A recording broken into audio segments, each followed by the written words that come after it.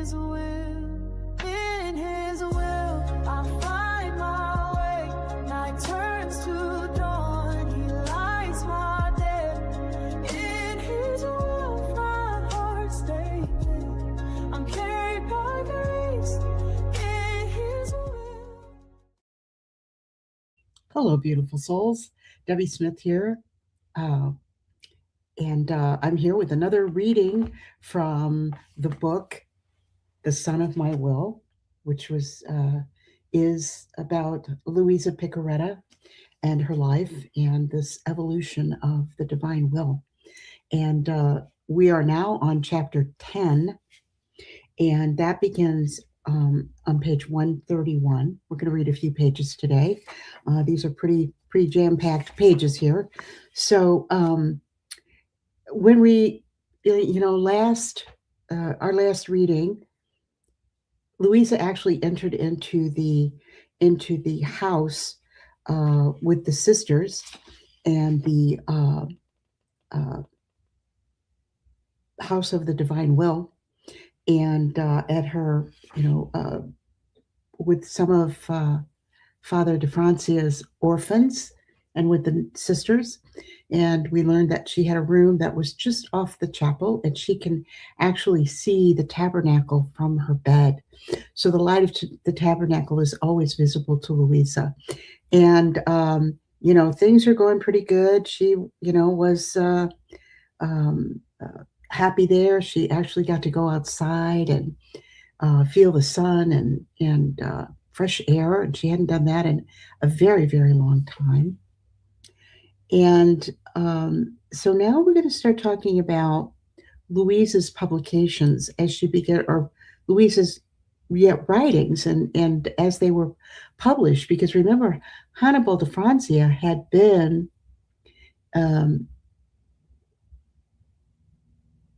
sending these writings out, and he was, making the divine will known. Hannibal de Francia wrote the Hours of the Passion. He wrote the reflections of the Hours of the Passion. So things are kind of gearing up here in Italy, particularly in the divine will. So as we start chapter 10, it's entitled Luisa's Writings, a New Publication. As we have seen, after Father Gennaro de Gennaro is given the responsibility of being Luisa's confessor, he imposes on Luisa in 1899 the obedience to write everything that happens between her and Jesus. In actuality, not only will this become one of her principal activities, but gradually and increasingly, it will stand out as her very mission. First with her life and then with her writings, Luisa has the task of communicating to the Church her knowledge about the holiness of living in the divine will. And that includes both its importance and effects. Her writings are the mirror of this holiness that at first will serve Luisa and whoever guides her, and then every creature on earth. Proof that these writings take root in the garden of the Church and, in a certain sense, belong to it is found in the fact that they come out of Luisa's encounter with the priest. And as history shows, it is this mediation that moves the progress of these writings forward. On the other hand, Luisa herself is a living book. In her inner dialogues, Jesus explains to her that he would never have been able to write by himself without her. In fact, if the manifestations he entrusts to her are meant for all creatures who are both body and soul, it is necessary to provide them with some material for writing. And that is what Jesus asks of Luisa, that she serve as ink and pen and paper. Jesus forms in Luisa his letters, and feeling them within her, she will take them out and make them tangible by writing them on paper. From her perspective, Luisa is not practiced in the art of writing and is aware of the spelling mistakes she makes. Above all, however, she really feels repulsed by writing because she's obliged to reveal the intimacy of her relationship with Jesus. She will be constantly tormented while she writes with the thoughts that her writings contain blunders that are so serious that the pages should be tossed in the fire. The only thing stopping her is being obedient to her confessor. That weighs on her soul. What weighs on her soul is the fear that once these writings end up in other people's hands, they may think that she has loved and done something for God, while she is convinced that she does nothing, does not love Him, and is the coldest soul that can be found on earth. But being obedient presses on her, and that is why writing remains one of the greatest sacrifices for her. Thus, she focuses on the fact that it is done out of obedience, with the certainty that it will be forgiven and justified by God and humanity. I wanted to stop here for just one second. Luisa may have had a first grade education. She could barely write. She was not a good speller. And she was very conscious of the fact that she really was, in her own estimation, certainly an ignorant soul. And so she felt not equitable to the task. She wasn't educated. She wasn't a religious. She wasn't, well read, but she had this very intimate relationship with Jesus. And this intimate with Jesus for Luisa was very, very personal. And it was agony for her to have to write some of these things down. In fact, you'll find in the writings where sometimes she's admonished by her confessor and says, you were supposed to write these things down, Luisa, and you left them out. You left them out. Put it all in. And so she would go back and she would write. And she would, she was so attached in some ways to her personal relationship with Jesus that it was difficult for her. But she also knew that this was exactly what Jesus wanted. This was part of her suffering. This is part of her purgation, was to do these hard things. We're going to be asked to do hard things. It was humiliating for her. We will be asked and given humiliations as well. This is part of our task of our purgation. It says Luisa is not mistaken in her fuss about the writings, because soon a real storm will assail her because of them. The project of publishing Luisa's writings was partially realized with the 4 editions of The Hours of the Passion and the edition of the treatise, while the publication of the diary itself seems to have been shelved. Father Annibale's death, the Rogationist family, which he founded, goes through a period of difficulty because of some internal tensions that are serious enough to prompt the Holy See to send an apostolic visitor. But their foundations are solid, and therefore their work goes forward. Nonetheless, Luisa's situation will be affected by these events because she's inadvertently involved. First of all, there's the question of the first 20 manuscript volumes stuck in Messina, where they had been brought by Father de Francia. Luisa and her superiors absolutely want them back in Corrado, where the congregation's superiors, who had received strict orders from their founder before he died, want to keep them in Messina so the publication can be taken up again as soon as possible. An intense and heated exchange of letters goes back and forth between them, in which they spell out and defend their respective positions. Luisa, who's worried, weary, and worn out, asks how it is possible that her Jesus could allow any of this. But the Lord inwardly lets her realize that he is not at all worried or displeased by such things. Rather, he enjoys seeing the priests so interested in these writings. Controversy sometimes stirs interest. Sometimes when things are too straightforward, it can fly under the radar. And so Jesus is saying, it's not a bad thing. Let's have a little back and forth here. Finally, 2 months later, when Mother Nazarena Mahoney moves from Messina to Tormino, and Mother Cristina Figuera is appointed as the new Mother General, the manuscripts of the volumes return to Corrado. Nevertheless, even though Luisa is happy on the one hand, on the other, she's still upset because not enough is being done to get things moving on the book. In an undated letter from around that time period, and addressed only to a Reverend Mother, most likely the Mother General, Mother Christina, Luisa writes that the publication of the diary is asleep. It seems to her that the Institute is showing no concern on its part, and that any attempts to get things started up again are all cover-ups and riddles.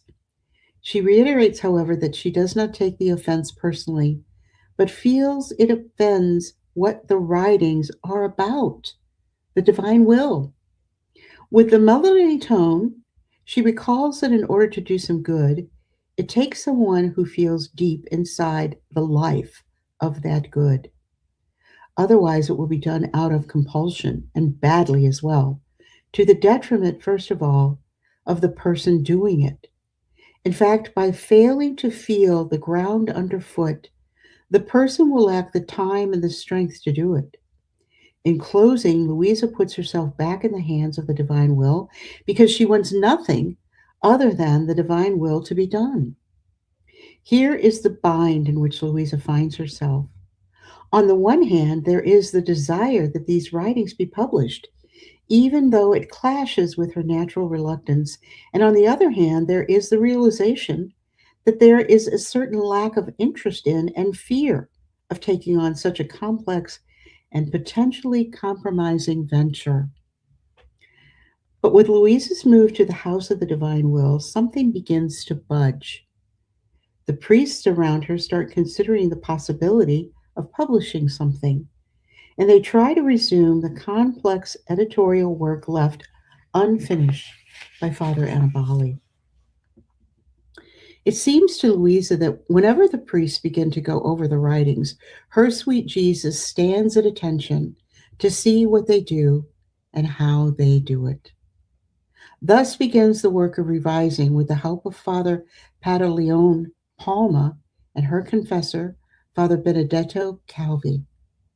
Let us take a look at who this new priest is. Father Palma was born in Sigli Massapica in the province of Brindisi of Oria in 1899. To finish his studies in liberal arts, he goes to Messina, where he meets Father Annibale in 1902. He will be so won over by him and the work that he does that he will devote himself completely to him to the point that he will always be found at his side. He will be part of the Antonian Institute in Corrado from its very beginnings, and he will guide it through its ups and downs, as we have seen also after the death of the founder.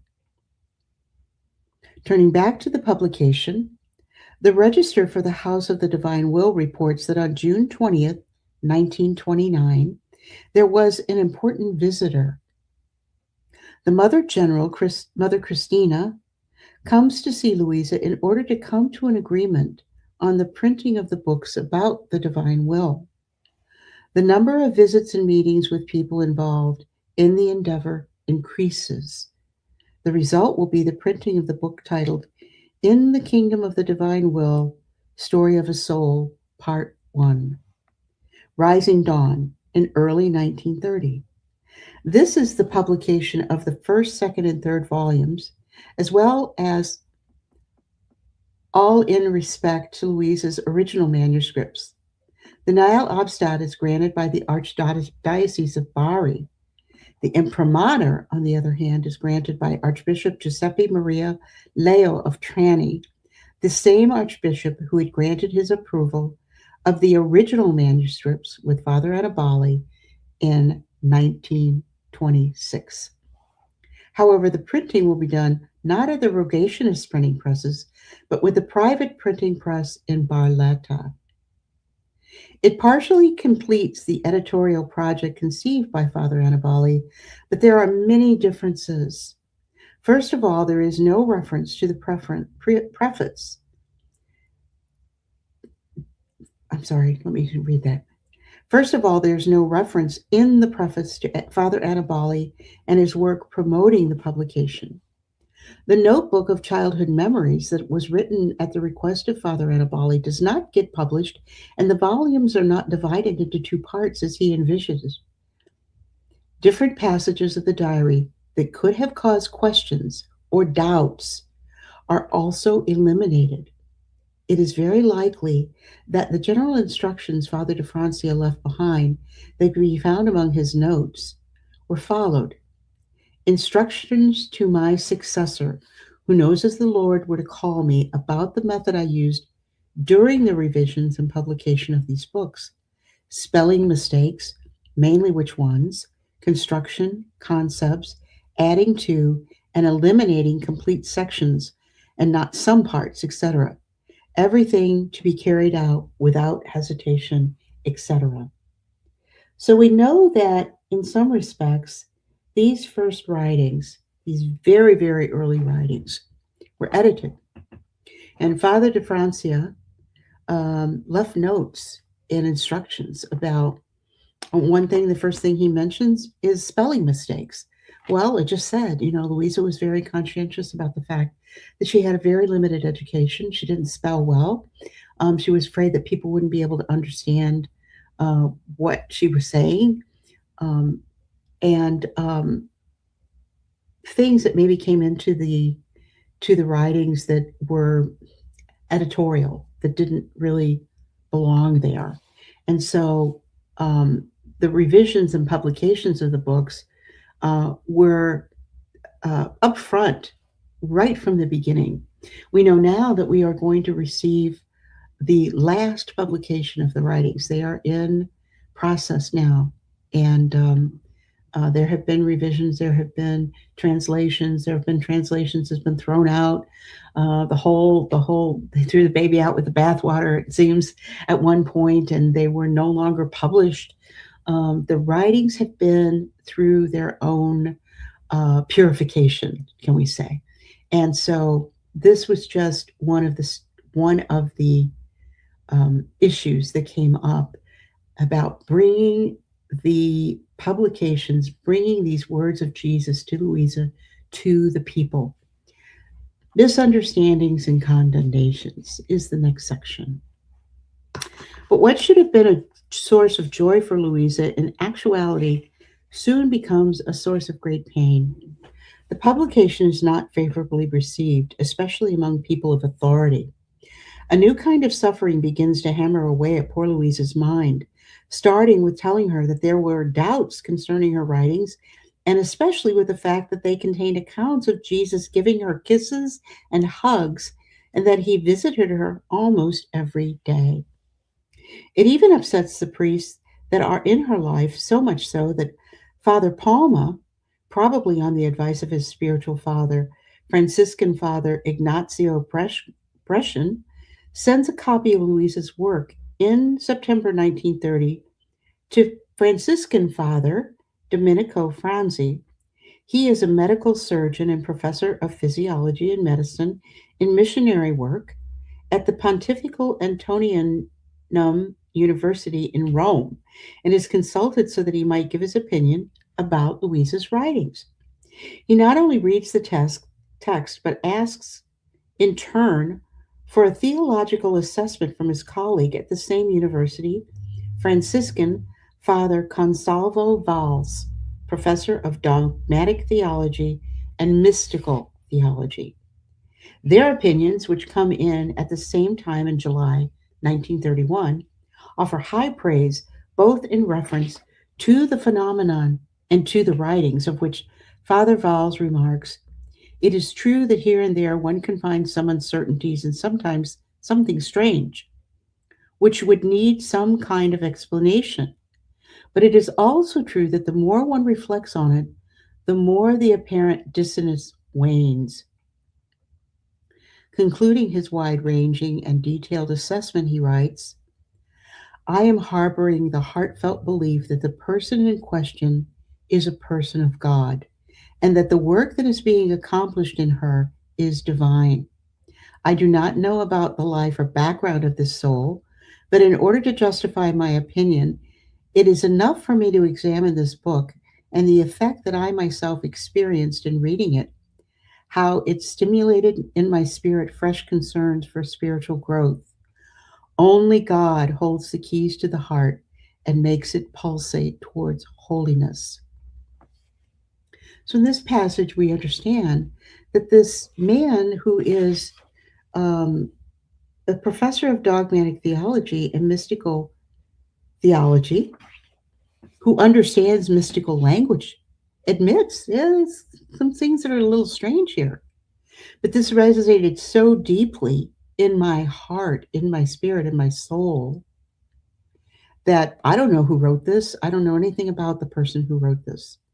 But it is undoubtedly, it comes from someone that this work is being accomplished. The work that's being accomplished in her is divine. Whoever this is, I don't know who she is. I don't know what her background is. I don't know what's going on. But this is divine. What this writing is divine. And this is coming from somebody who understands mystical language as well. And this has always been one of the hiccups, I think, with some people reading the volumes and taking offense to things like kissing and hugging and, these things that are a mystical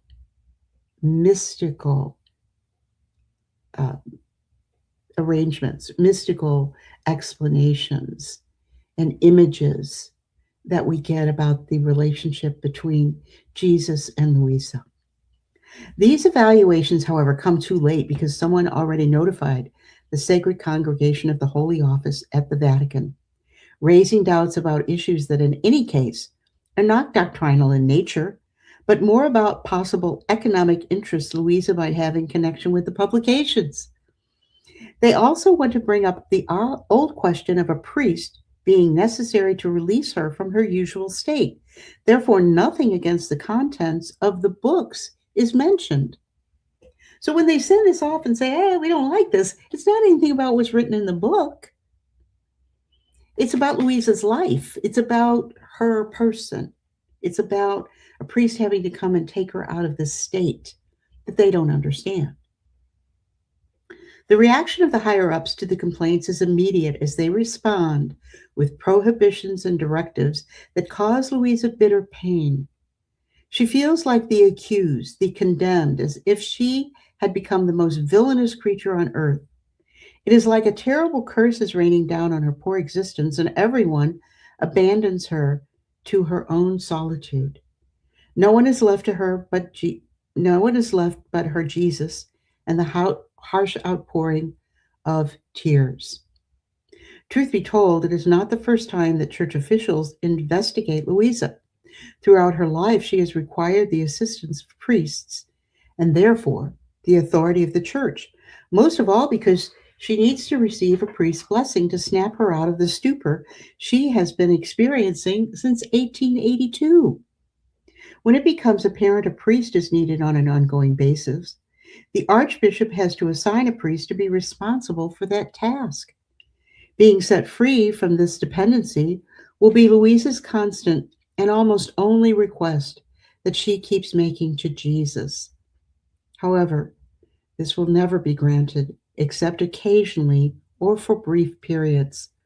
For this reason, every Archbishop of Trani had to take responsibility in some way for Luisa.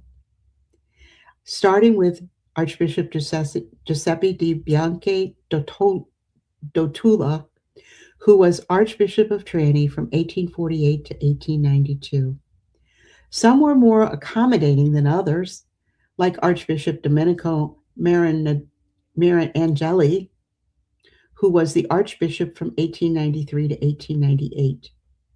Just before leaving the Archdiocese, he asks for and obtains from Pope Leo XIII an indult permitting the celebration of Mass in Luisa's house. Leo XIII. Archbishop Tommaso di Stefano, Archbishop from 1898 to 1906, on the other hand, is not convinced that it is Jesus Christ operating in Luisa. So in 1902, he decides that her confessor will no longer go to Luisa to release her from her usual state.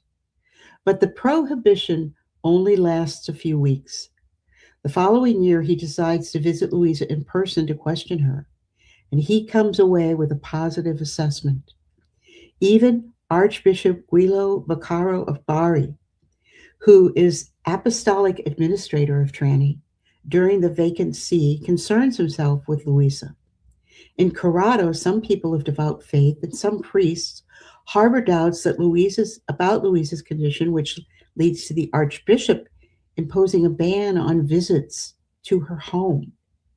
The ban, however, will not have much of an effect because going to see Luisa is something that comes so very spontaneously to people.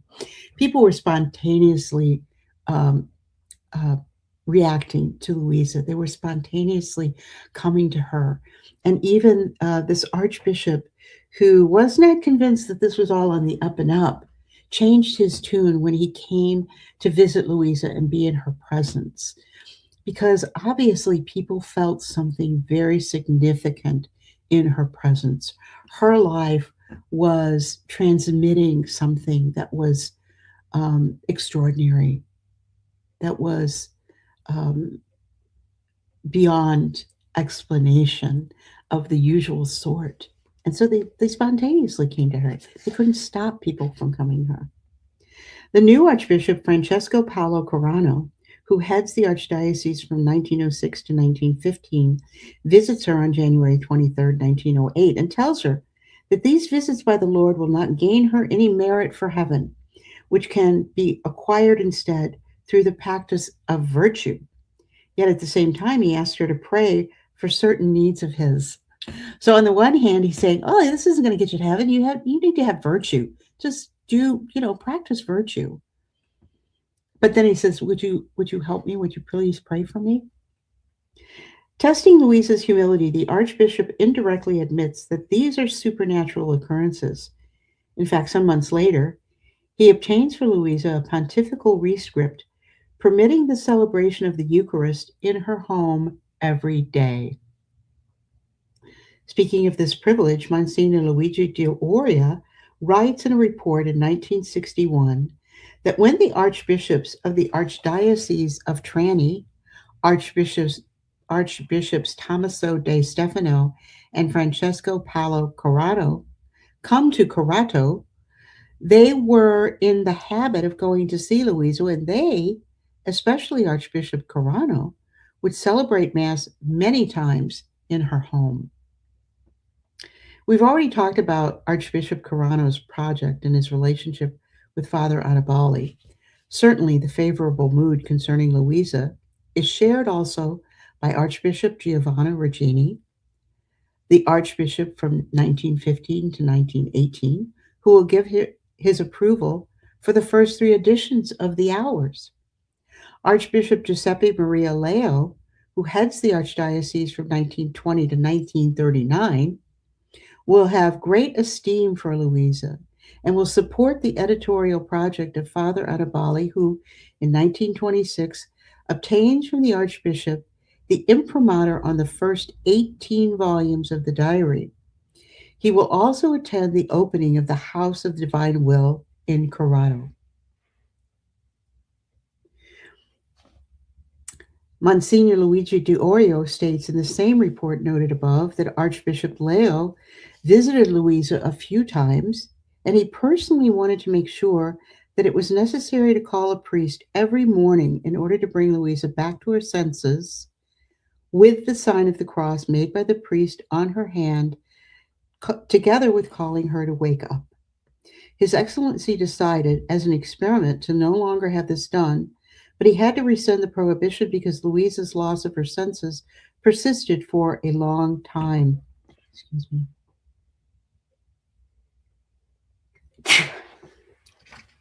Excuse me.